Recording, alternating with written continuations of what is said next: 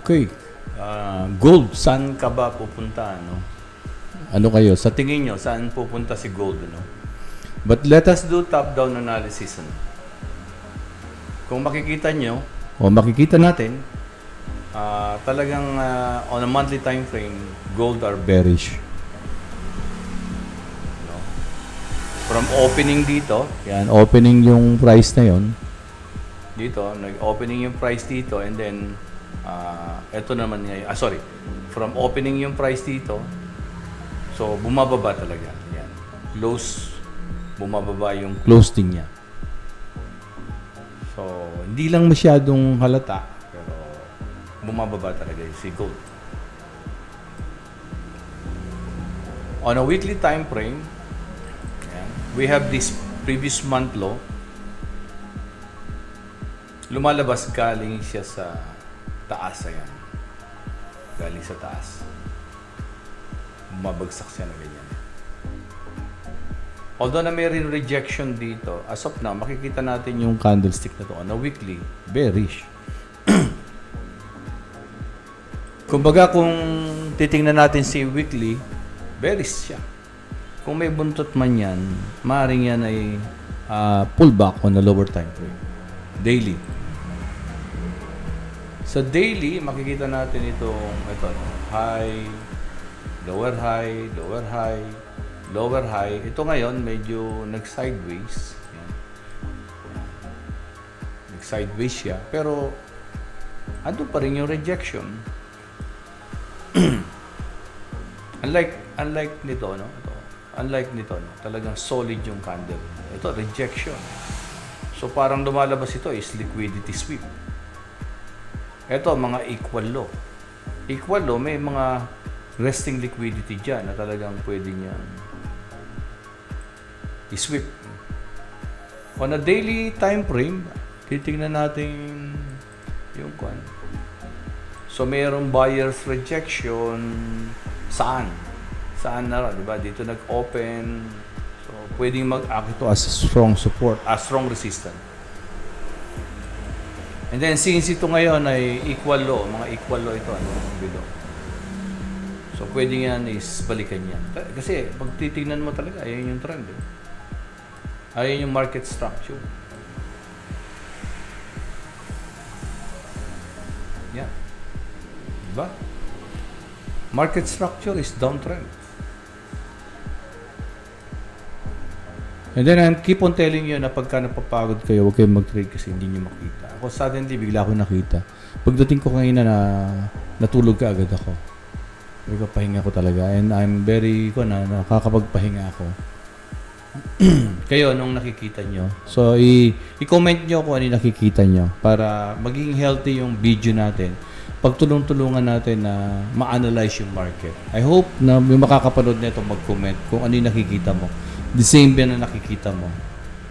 Para eventually, yung video natin magiging magbe-benefit lahat. Ako yun na nakikita ko. Ulitin ko. Diba? Bumaba. Tumaas. Bumaba.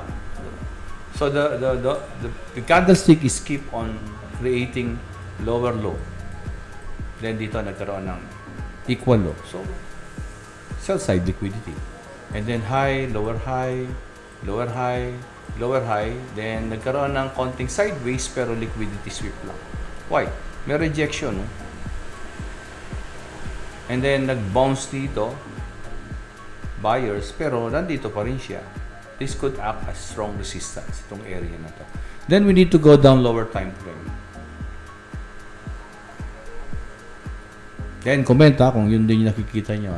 4 hours. Diba? Ayan siya.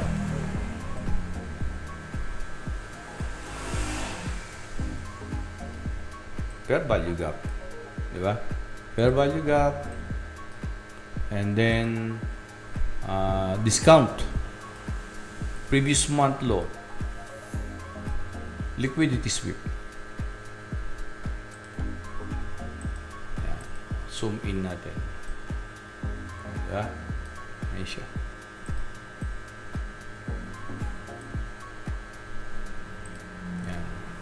lower high, o higher low. Pero dito, meron na siya. Lower low na to. Lower low. And this actually is a lower high. Let us go down lower 1 hour time frame para mas visualize natin. 1 hour.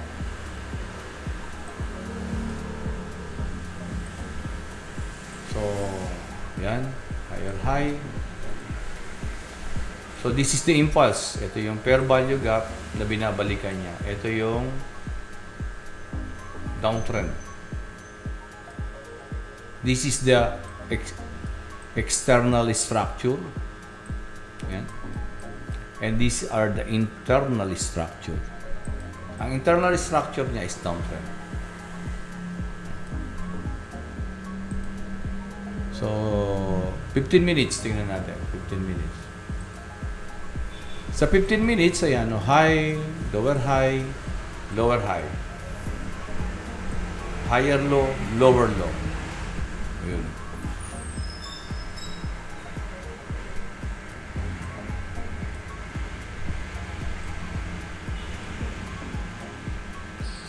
So we have here the bearish fair value gap, bearish order block.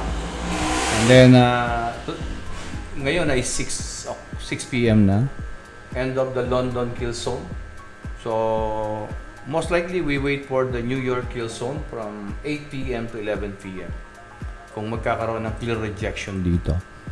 So I hope may assignment si Mate Jet mamaya. And again, please comment if you are seeing what I'm seeing. So sa ngayon, I'm going to wait for the